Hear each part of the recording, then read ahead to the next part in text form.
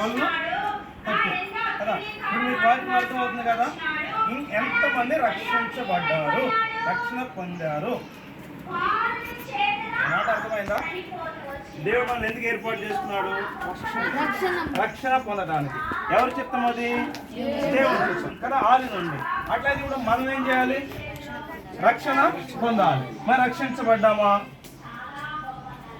తీర్మానం చేసామా? రక్షణ పొందాలంటే ఏం చేయాలి?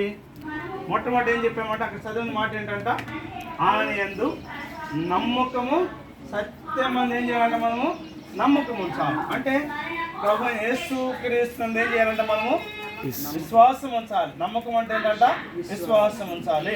ఏంటి విశ్వాసం అంటే, యేసు క్రీస్తు ప్రభు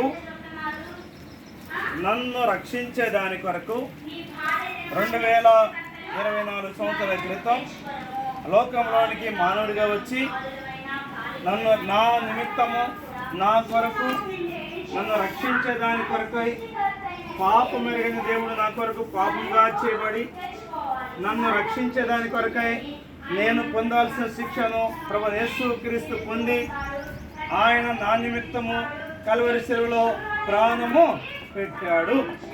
అంత మాత్రమే కాదు, సమాధి చేయబడి 3వ దినమున మృత్యుంజయుడై తిరిగి లేచాడు.